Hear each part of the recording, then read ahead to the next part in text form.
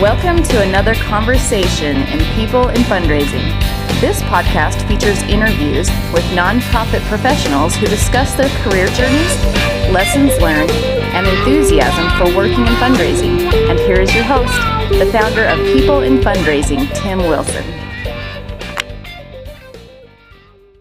Good morning, everyone. Today is Wednesday, March 2026, and I am delighted to welcome Julia Dossett Morgan to the People in Fundraising weekly podcast series. Julia, it's nice to be connected with you, and you have the special distinction of being my first guest from the great state of Arkansas. That is wonderful. I'm so honored to be representing our state and really happy to have been asked to have this conversation with you today. Wonderful. I'm looking forward to talking with you. And thanks to our previous guest, Will Schrepferman of Donor Atlas, for connecting me with Julia. So, Julia, if you could please take a moment to introduce yourself to our audience by your title and institution. Love to hear about that, and then we'll get into the questionnaire. Sure. Yeah, absolutely. So I'm Julia Dossett Morgan. I am the Chief Advancement Officer at the Winthrop Rockefeller Institute, which is a nonprofit conference and retreat center on top of a mountain called Pedagene Mountain in the smack dab in the center of the state of Arkansas. So, yeah. That's cool. And we started talking before recording. There is a black and white photograph over your shoulder. Yeah, that gentleman right there is Winthrop Rockefeller himself, who was the grandson of John D. Rockefeller Sr., who founded Standard Oil and was one of 6 children in that kind of third generation of Rockefellers, and the only one who left the cradle of New York State and settled somewhere else, in this case, spoiler alert, Arkansas, and lived here for 20 years and ultimately was our governor for 2 terms. Wow, interesting. All right. I know we'll get into him, your role at the Institute, and your responsibilities there. Before we get to that point, though, Julia, if you could please just share with our audience how you entered the nonprofit social impact profession, please. Yeah, absolutely. So I got my bachelor's degree from the University of Illinois at Urbana-Champaign, which is actually where I'm from originally. I've lived in Arkansas for over a dozen years now at this point, but am a Midwesterner, born and bred. And my degree was in advertising, and my dad, who is awesome and believes deeply in social justice and would probably call himself an old hippie. He said, "So what are you going to do with that degree? You're not going to go work for one of those big ad agencies, are you?" And I was like, "Ooh, no, I don't think so." So I went to a nonprofit career fair my senior year of college and ended up applying for and being selected to be a part of an apprenticeship program at Steppenwolf Theater Company in Chicago. So the first over half of my 20-something year career so far was actually in nonprofit theater. And I went up there and was their marketing and publicity apprentice. And then after that 9-month apprenticeship, which was, a paid internship program, really wonderful. They still have a version of that program happening now in Chicago. Have contributed a lot of leaders to the field over a couple decades, actually. But then I just got a job as, the lower rung, and the marketing ladder opened up. And then that was really my beginning of starting to work closely alongside fundraisers. But I was the marketer, right? So we were sharing the calendar, and especially, the email calendar. Like, this is back in the early 2000s. It was not vicious, but like everyone their place on the email calendar. And that was one of the functions of my role in the marketing department at that time, was to make sure all of our messaging was getting out when it needed to go to support everybody's different initiatives. So, but I stayed in marketing. I stayed in communications, moved to Minneapolis, worked for the Children's Theater Company there as a senior marketing manager, just kind of kept moving up and started spending equal times in management and leadership positions, and still doing a lot of hands-on marketing in the nonprofit sector. Everyone does a billion things at once, right? And I'm no different.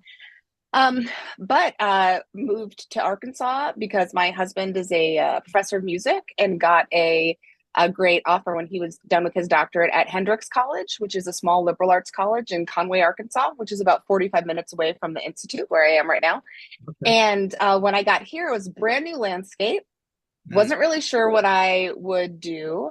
What we moved here with a 1-year-old and a 1 month old, our two children. Ooh. And so I was able to take a little bit of time to start to follow all these nonprofits on Facebook, from our community foundation to the Rep, which is our professional theater in Little Rock, to just all. I really tried to get myself knowledgeable about what was happening in the nonprofit space in Arkansas.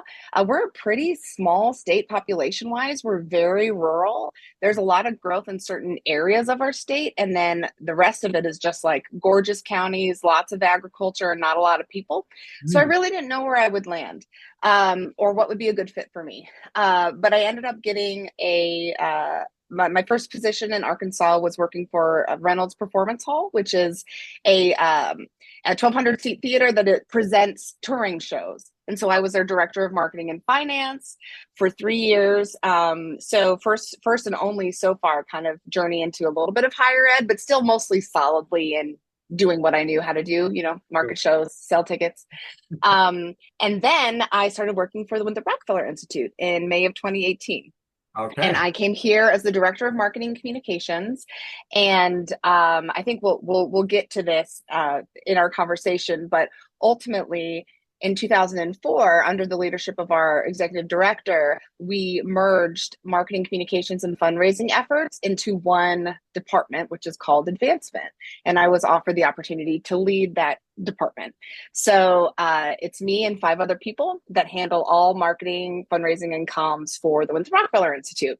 So really, I've only been in fundraising for just shy of 2 years, but I have worked in tandem with fundraisers my whole career.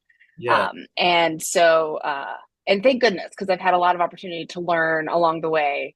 So it's not like I was starting from nothing, Yes. Yeah. That's fascinating. I think I'm curious, as a quick pivot here,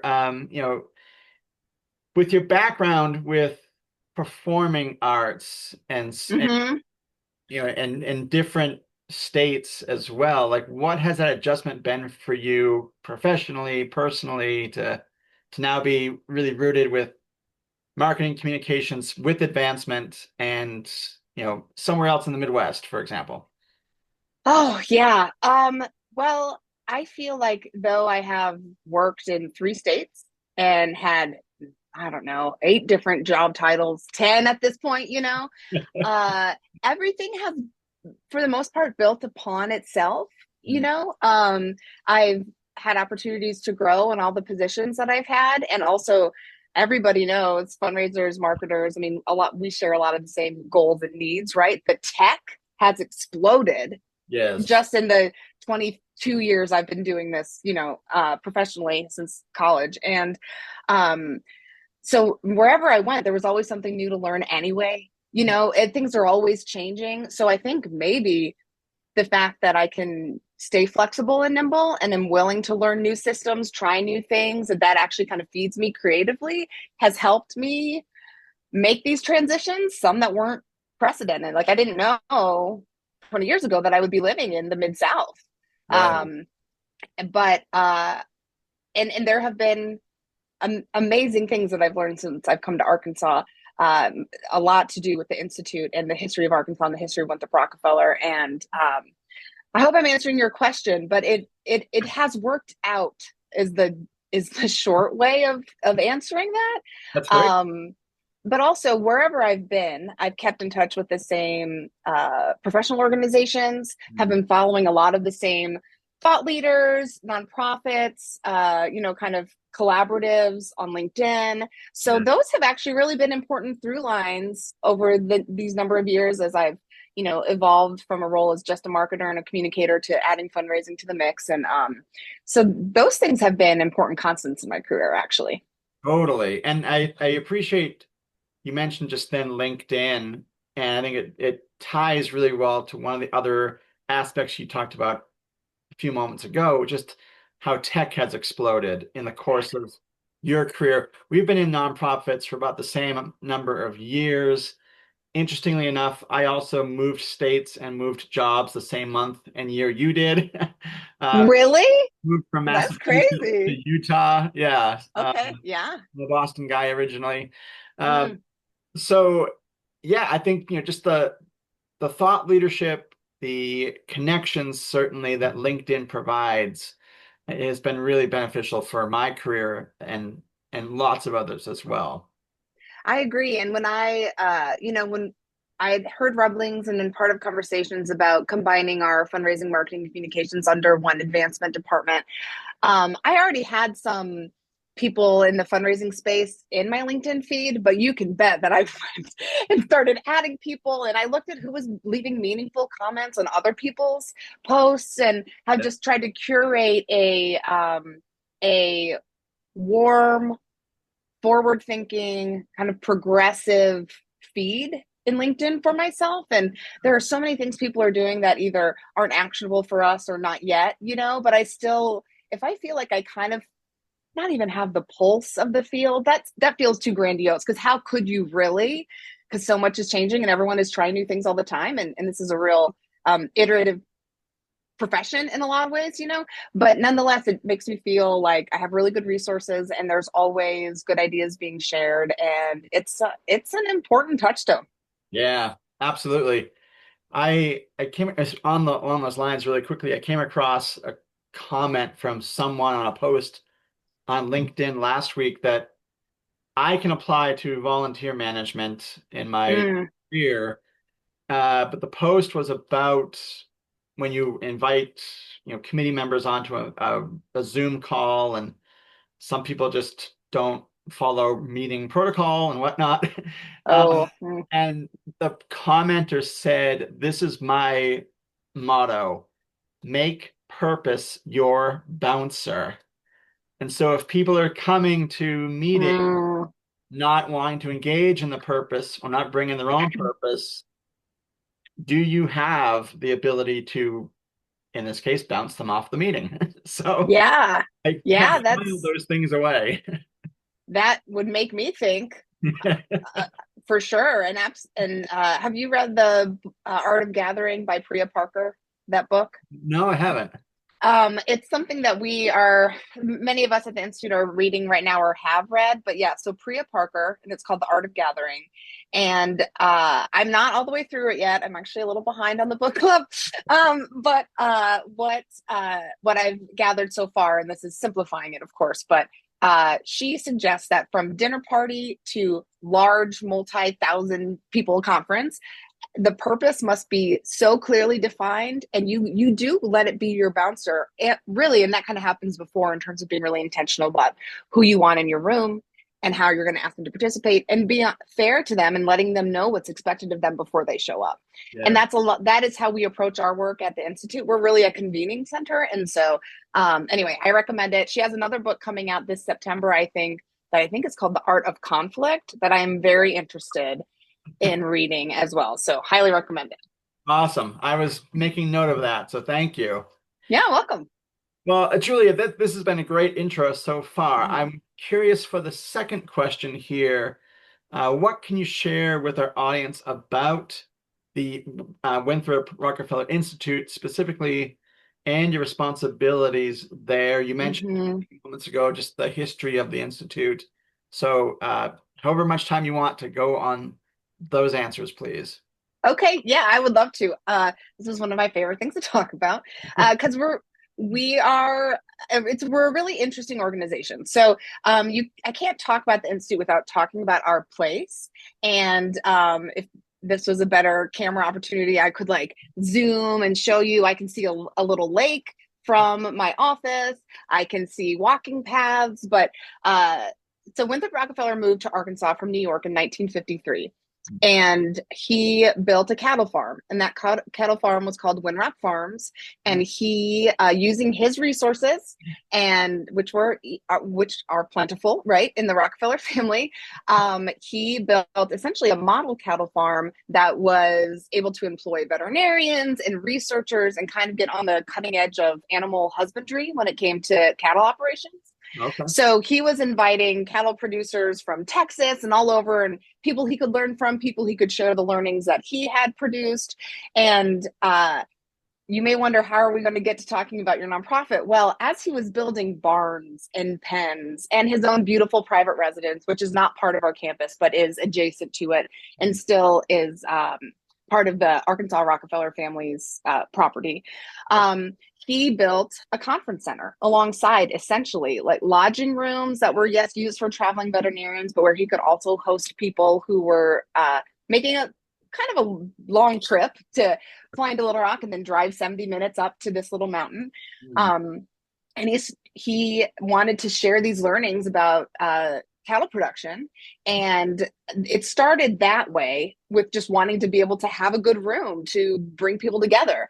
But he was not in Arkansas for very long before he was enlisted by state government to be the first chair of the Arkansas Industrial Development Commission, which is now our economic development organization. The name changed at a certain point. So he was, Arkansas had been losing population for many, many decades prior to the 50s, had not transitioned into an economy that was more than just agrarian based. I mean, it was really mostly just farmers, row crops in the Delta, cattle, corn, wheat, everything and timber, those things that you would think. And we weren't keeping up with industrialization, and we were losing population mostly because of jobs. And I have met so many people since I've been here who they remember their grandparents telling stories about how they had to leave Arkansas to find work and then managed to come back. And it would be an interesting oral history project if someone hasn't already done it, to kind of talk to folks who are like in their 60s and 70s now, because they remember this. Yeah. But anyway, so then he started wanting people to come together to talk about economic and community development. And now he had this place on top of the mountain to host those conversations and to host people visiting from other states whom he was courting to bring industry here. Sure. In the time that he was the chair of the Arkansas Industrial Development Commission, gosh, I hope I get these numbers right, but he brought something like, oh my gosh, I should have looked it up. 600 new businesses and industry, thousands of new jobs. And it was really, it was desperately needed. And it would be, a little longer until we kind of staunched the population leaving Arkansas. But he was the one who started to turn the tide. Yes. And then, eventually he was kind of called upon to run for governor. We'd been a one-party state for a very long time. So really, elections were decided in the primaries, and there was November meant almost nothing. And I could turn this into a whole Winthrop bio podcast, and I won't, but I do encourage people to learn about him. He's fascinating, but he created this place for community together. And unfortunately, he died at a very young age, in his early 60s, in 1973. And the 188 acres that is our campus had a couple different lives afterwards, but he had left it. It didn't stay in his personal family portfolio. He left it with his charitable trust to be used for the public good. Wow, that's cool. Which is very cool. And we only exist today because of his philanthropy. Yes. So, which is really an amazing legacy to hold, and it's a privilege and a responsibility to try and continue his good works on the place that he did it. Yeah. So fast forward to 2005, the nonprofit that had been up here, which is called Winthrop International, they do still exist. They do a lot of sustainable agriculture work internationally and domestically. They are headquartered essentially in Little Rock in Washington, D.C. They had left this campus, and there was a hole. Yeah. And so the Winthrop Rockefeller Institute was founded in 2005. So we just celebrated our 20th anniversary last year. Wow. And we, as I said kind of at the top, we are a nonprofit conference and retreat center.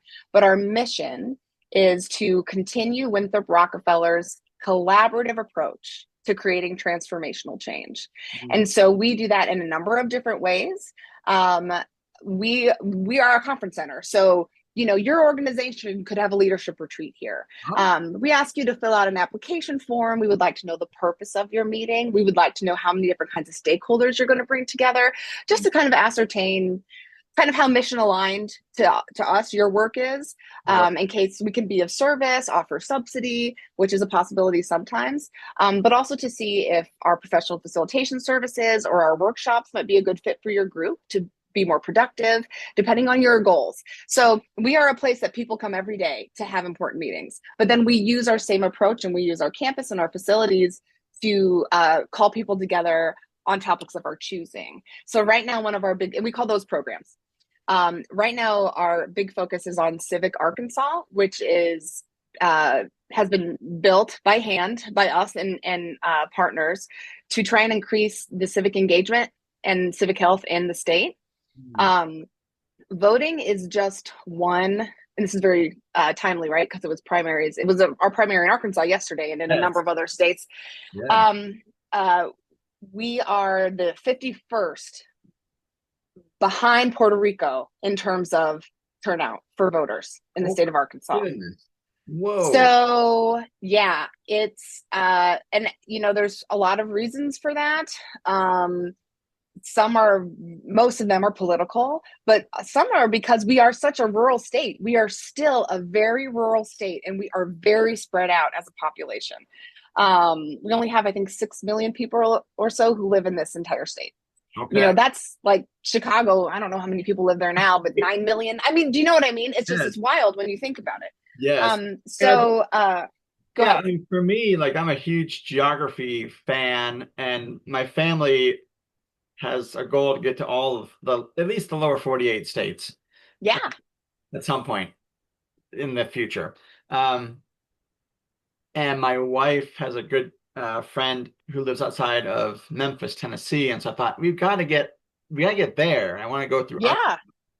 And I feel like Arkansas is like deceptively large for what you on a map. It doesn't, because you got Texas right next to it and Missouri right above it.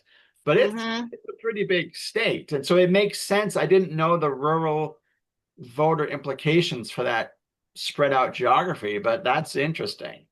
Yeah, one of my favorite little things to share with people who've never been to Arkansas is when I moved here, I would ask people, "Oh, so where are you from, or where do you live?" And the answer to that question is just as often your county as opposed to your town.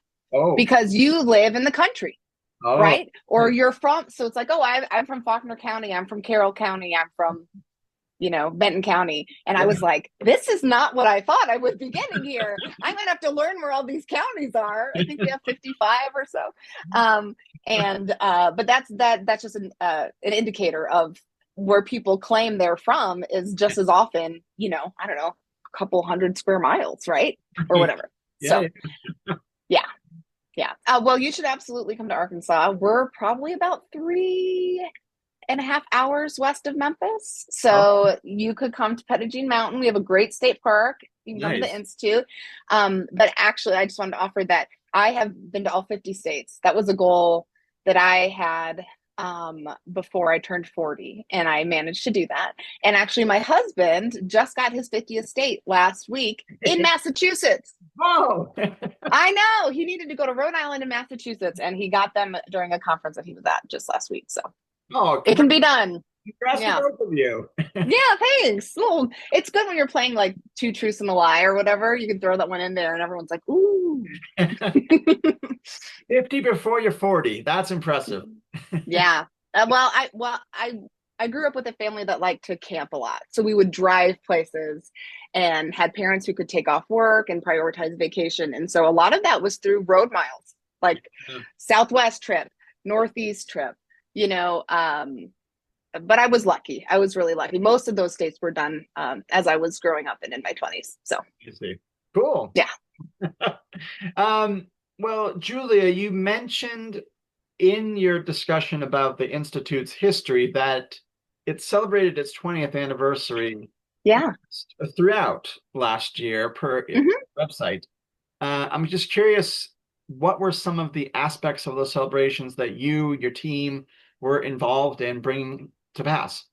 Sure. Well, I'm proud to say that the advancement team, we were the lead on celebrating our 20th anniversary in the calendar year 2025. So pretty much anything that happened sprung from our department, and we did a really good job. If I do say so myself, my team is amazing, talented, creative, resilient, diligent, and I probably should. I hope I tell them that enough. This is going to make me make sure that I tell them. We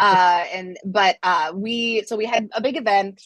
We have space to have events here. We're really lucky that way. We don't do a lot of we really don't do any like galas, if you will. Like we are our art center is for people to have purposeful meetings. We don't allow people to rent our venue for weddings. I mean, we are here for meetings that matter, things that are going to make a difference and move the needle on either your organization, this system, or a topic that we choose to work on.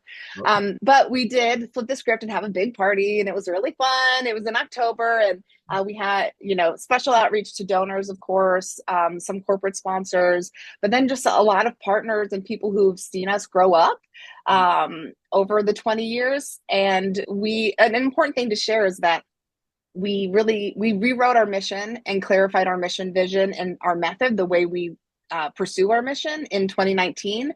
So though we've been around for 21 years now, in a lot of ways, we're working on kind of more like a 5 or 6 year timeline. And so, our leadership team will sometimes occasionally joke like, yeah, we've been around for a while. And also it can feel like you're working at a startup, or what us nonprofit people imagine that would be like.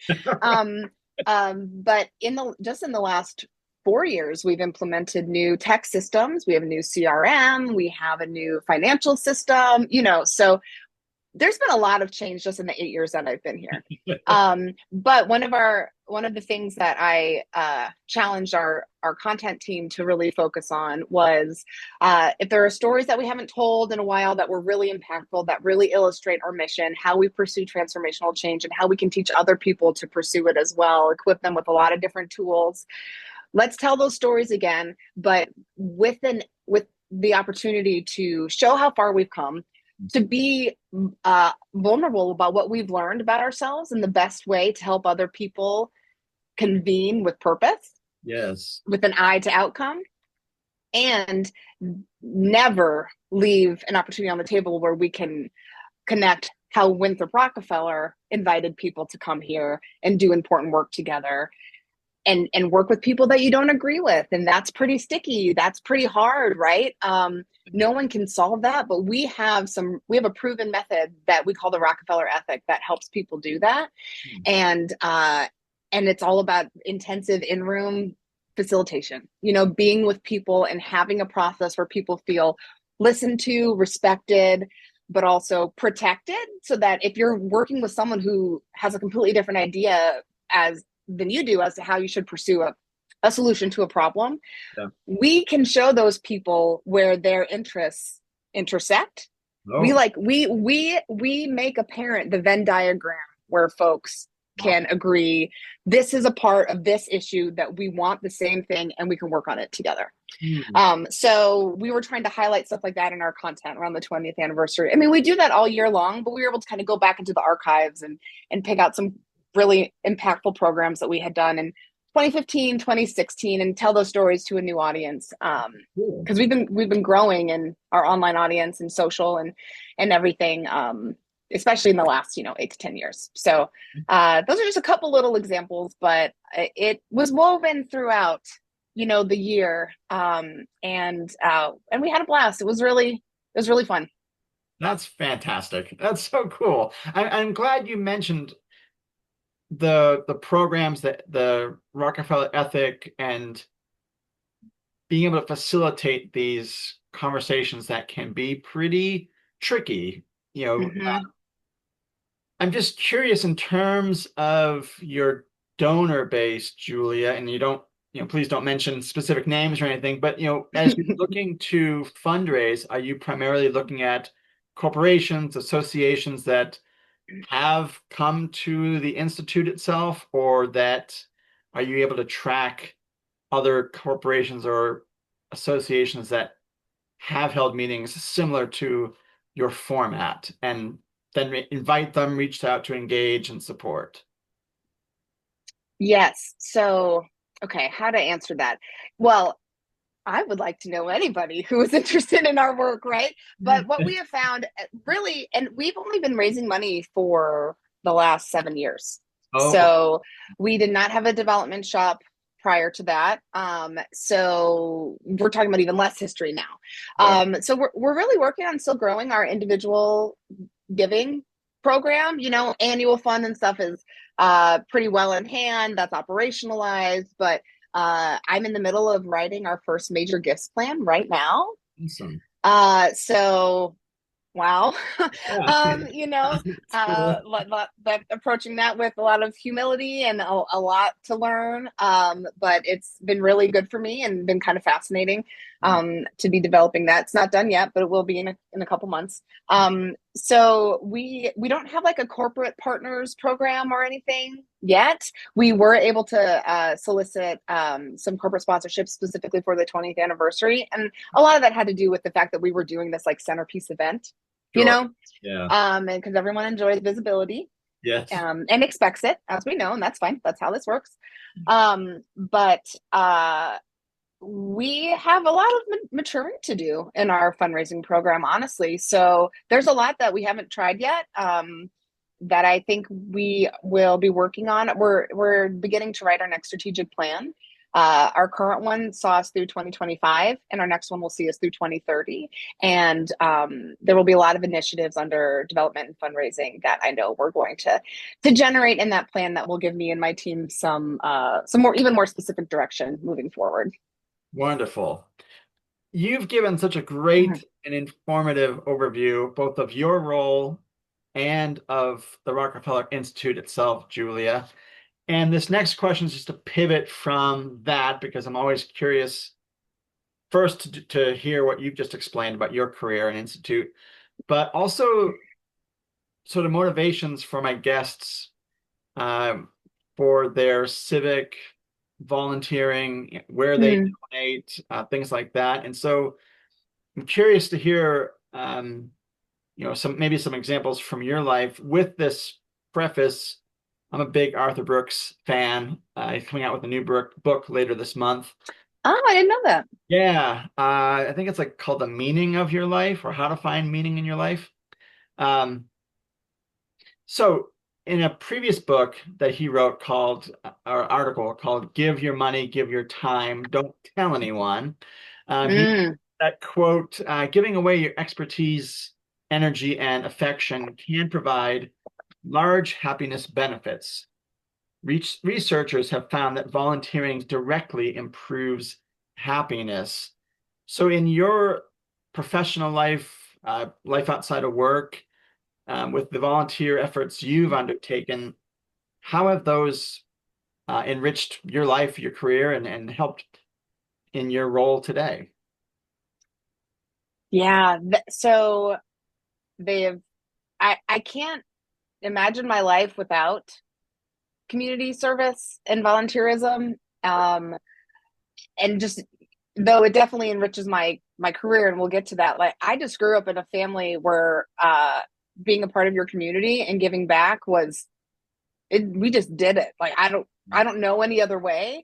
And Sure. I am really grateful to that. I'm grateful for that rather. Because I know not everyone is raised in that kind of environment, and not everyone can. I mean, everyone's life experiences are different. Some people's parents are working 4 jobs, but my parents each had one job, about 40 hours a week, right? And so then they were able to find things that lit them up inside and contribute a lot of time. My dad has always been really involved in elections. He's an election judge, all the time. Lots of community service, working on the parks board. I mean, I'm going to forget everything. And then my mom was always really active in her church, in serving in that way, and fixing people's rosaries at home. Like, I mean, it's just like she loved to do beadwork, was really good with it. This is a way she could contribute her skills, and so I saw that stuff growing up. It was just like you get what you had left after work and after family, you gave to your community. I love that. And so I've just been Oh, there's that thumbs up that I told you sometimes. I have to do the heart one too, just in case anybody sees it. Oh, maybe it's not going to work. Okay. Well, so like I started out when I was really little assisting them. I was really big into litter pickup and park management when I was a little kid. Like I wanted the parks to be a place that me and my friends could go and play. And then, you fast forward to working in the Chicago theater scene, which has a really robust storefront theater scene, small theaters, friends getting together and wanting to make plays. Me and my friends started a theater company, and all of that time was volunteer. We never paid ourselves. I mean, we paid to start it. You know what I mean? But I was making work with my friends. I was doing things I thought was important. We were giving, brand new plays production so people could see these playwrights work. And then when I moved to Arkansas and started, especially working about the Institute, it was my first time I wasn't working for a arts-focused nonprofit. And so I knew right away there's going to be a hole to fill in a lot of ways. Although the work that we do at the Institute and the work that happens in theater has so many parallels, I could talk about that for 15 or 20 minutes, and it all comes down to collaboration and working with other people. Right. Yeah. But so I started volunteering for our local 100% volunteer run nonprofit that produces arts events in Conway, Arkansas, where I live. And I think there's nothing, I mean, a lot of my volunteerism and the support that my husband and I can give to organizations is around the arts, because he's a musician. I have a theater background. The communal experience that you get when you're encountering art with other people, I just think is so powerful. Yes. There's not much more I'd want to do than be watching a play. I'm going to be really honest.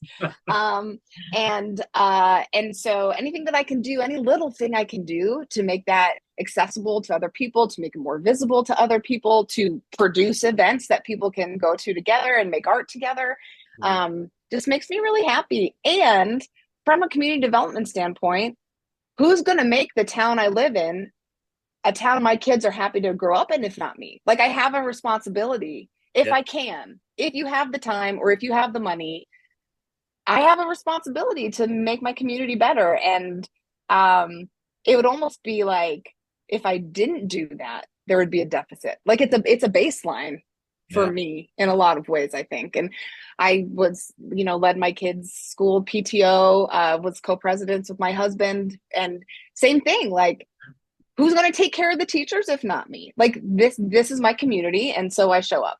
And how that like applies to my work at the Institute, collaboration is hard. You only do it, and you're only good at it if you approach it with intention and with an open heart, and I would say with humility, and if you're resilient, if you can hang in there when things get tricky or tough, or the conversation gets kind of hard, right? And so a lot of that experience and that desire shows up here too. Yeah. And I hope makes me a better coworker, and a better person to be an ambassador for the Institute, to talk to our donors about the work that we do and why it matters so much. Right. Because it does. It really does. And we have a great story, and we have big dreams and lots of plans, and we know we can make a big difference, and we're going to need people's help. We're going to need their support to make it happen. So it all just rolled into one ball that is me. I don't know. It's like, I don't really, it's just who I am. And also who has shaped me, and my mentors, and, starting with my parents, just showed me, they've modeled for me the way I want to also show up in the world, I guess. That's beautifully stated. There were so many touching and nice gems that you mentioned there, Julia. And as you were talking, what you were saying reminded me of the Venn diagram that you talked about using at the Rockefeller Institute to facilitate conversation. And like, the Venn diagram of your life is being involved in your community, whether that's at the Institute, whether it's in your community, the schools, and just how it all comes together, as you said. Yeah, you're right. That's a very lovely way of putting it. I'm getting a little verklempt thinking about that, but it's why I'm also in this sector. I think it's why a lot of us are, right? We get this one life. Yeah. If we have the opportunity to to choose how to spend it. Yeah. And I never forget that not everybody does, like we all come from different backgrounds and are dealing with different scenarios every day. So I do have a lot of choice in the way my life plays out. And so I get to spend it in community. Yes. And I mean, so far so good. Yeah. I love it. And I think having a love for people is important. It's a benefit as a fundraiser, don't you think? I do. Yes. Yeah. And I'm there's lots about fundraising that I can get better at and that I want to learn more about, but genuine affection for people and a deep belief in the mission of the organization that I work for. Luckily, those are two things that just come natural. Yes. So I can build on those. Yes. Yeah. Yeah. I had a boss about 10 years ago now, who said that I can teach skills, I can't teach personality. And that's always Yeah. stuck with me. And I think, for you, like that is the core of who you are, is bringing that love for people, love for the mission to your engagements. I sure hope so. That's what I'm trying to do. That's Definitely. for sure. Yeah. Well, thank you for your reflections on that quote. And this is our last one here. We have about 10 minutes left in airtime. Okay.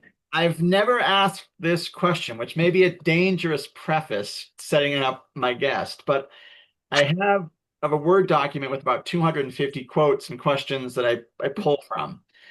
And I've been waiting to ask a guest their thoughts on this quote from a German philosopher. I speak German. I hope I got his last name spelled correctly. Mm. Arthur Schopenhauer. Hmm. And I may be getting him confused with the composer, but anyway, like Schopenhauer was maybe a different person. I hope I'm getting it right. Whatever you say, I believe you. But this philosopher said, quote, "Talent hits a target no one else can hit. Genius hits a target no one else can see." And when I heard that, I thought, I'm going to file that one away. And then I'm a prospect researcher in my day job and have been for 25 years. So I do a little bit of research on each guest before we record. And I was just looking at your LinkedIn bio and your career, Julia, and who you are on that platform. And one of your bio notes says that, quote, "You're the one who will offer a solution no one else has thought of," end quote. And I just wondered, are there examples of that from your career where you can say, oh, I was able to identify a solution to a problem and this is how it came about? Yeah. I want to give you really juicy specific examples, but I was thinking about this and preparing, and thank you for giving me the opportunity to prepare. Sure. And number one, as I said before we started rolling, like I must have been having a real cocky moment when I said on LinkedIn that I will offer a solution no one else thought of, but that has been something that has shown up in my career, and I think it is more my approach to working with other people, and not like this is I mean, maybe everyone's like, yeah, duh, Julia, I do it this way too. But I'm very much about context, resources, timeline, knowing all the possible puzzle pieces that could go into getting a project or initiative off the ground. And I don't know if you do much like StrengthsFinder with Gallup. Yes. Or anything. So yeah. I have in my top 5 strengths, I have ideation, but I also have strategic. And so it's like living in that ideation world with your collaborators. And this is where, caring about the people that you work with and respecting them and having warm collegial relationships is really important. And I absolutely have this here. I mean, brainstorming with the people who I work with is one of my favorite things. Awesome. So we live in that space for a really long time, but then I'm often the one, it's so hard to talk about yourself and like brag. Do you know what I mean? But I'll be like, okay, I can kind of push through and plot out how we're going to get to where we want to go. Yeah.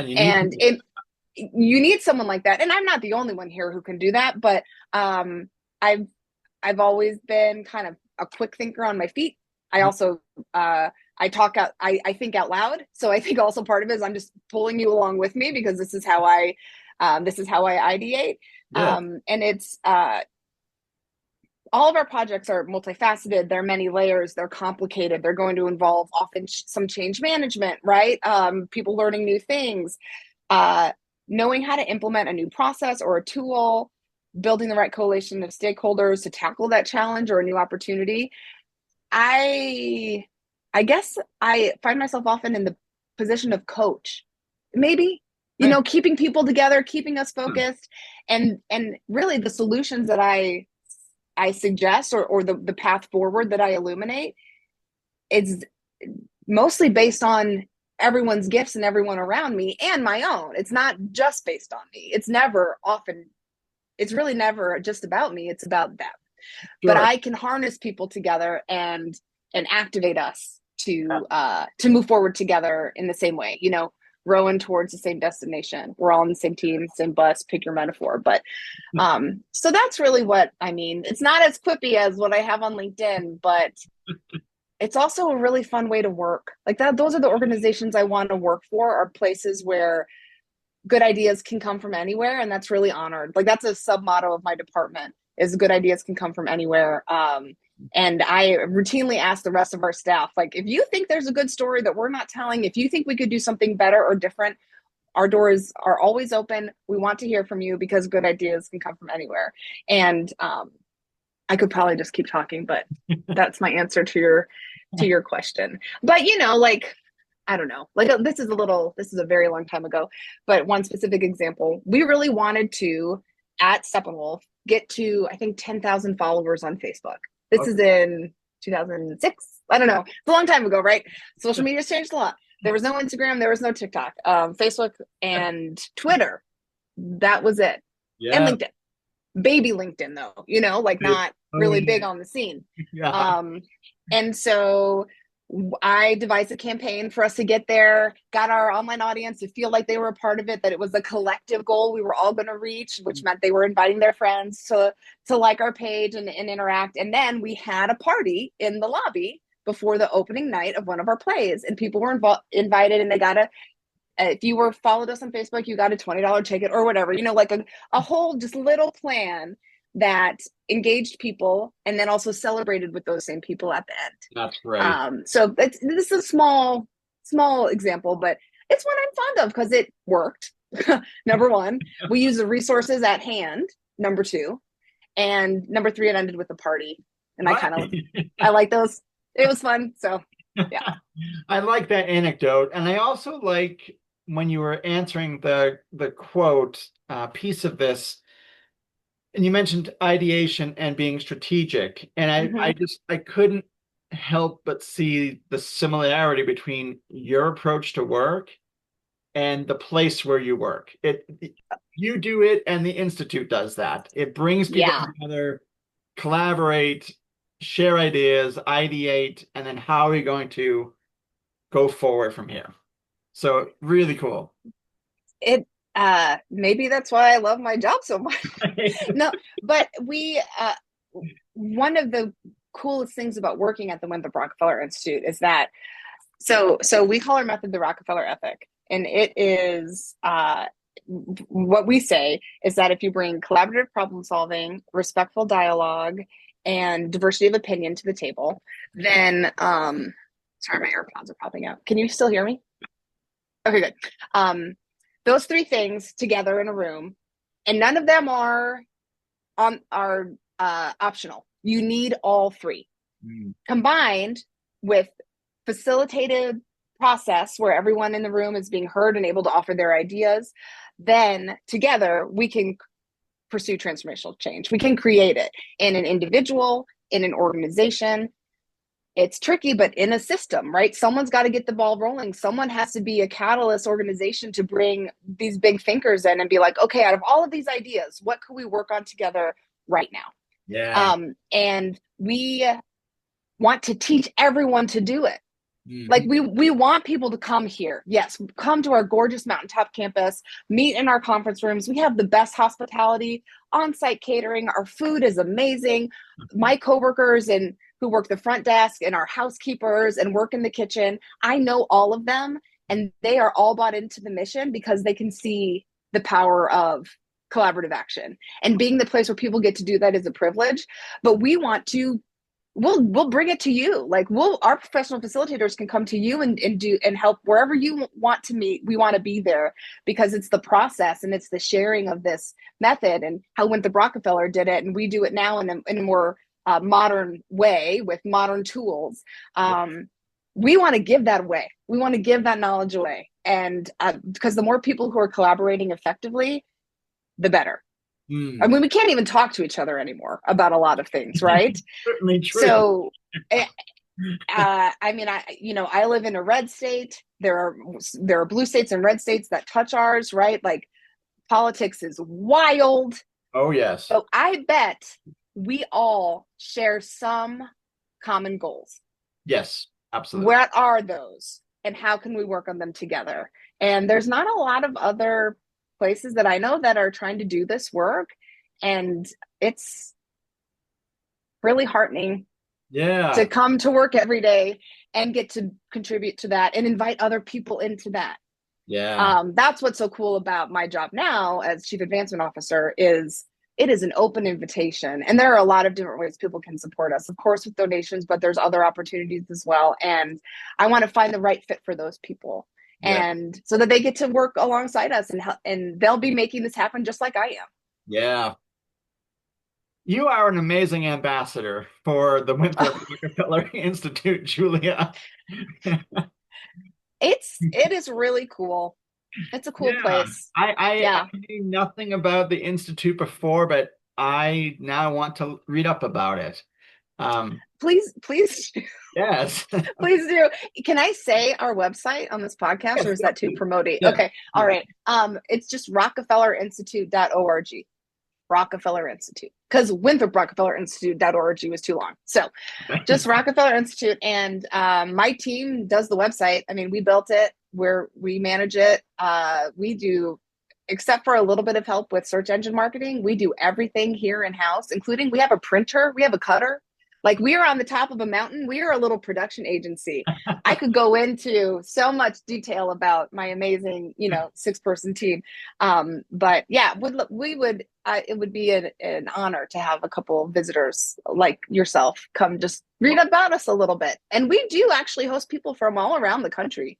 The majority of our conference business comes from Arkansas, but